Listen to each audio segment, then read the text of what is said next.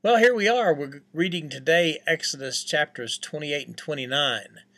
And again, let me tell you that, as I always say, sometimes you read the Old Testament and it's not really that interesting, but it is important.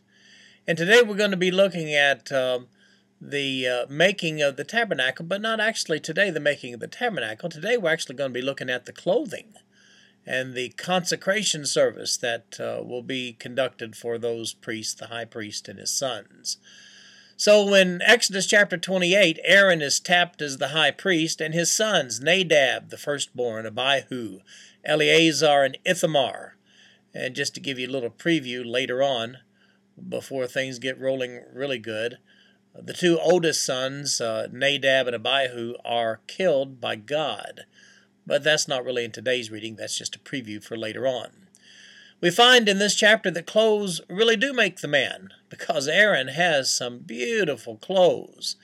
And in there he has what's called the Urim and the Thummim. We don't know very much about those, but here's what we do know. These were garments that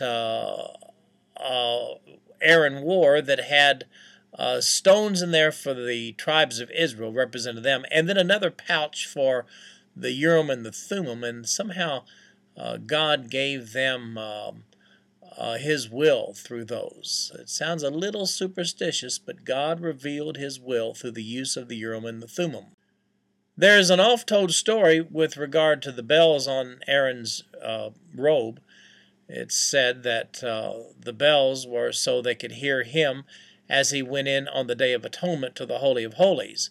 And if he didn't do it right, God killed him, and the bell stopped ringing, and they knew to pull him out with the rope that they had tied around his waist. Well, it turns out that story is just made up. It's not true at all.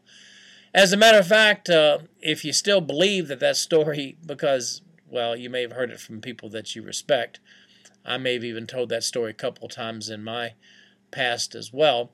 But the fact is in the holy place, the high priest changed into a uniform of linen that had no bells on it. As a matter of fact, the high priest didn't wear any shoes either. On the Day of Atonement or any other day when they went into the tabernacle, they went in there without shoes. In chapter 29, we have the specifications for the consecration ceremony. Some bulls, some rams, and some lambs got to die in this.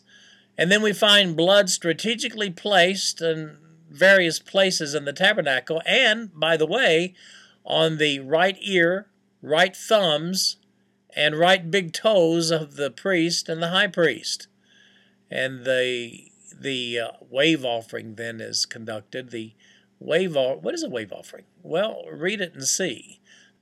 This ritual doesn't actually take place in today's reading, but here in today's reading we find the specifications for later on for conducting this ritual when the tabernacle is finally dedicated. That's it for today.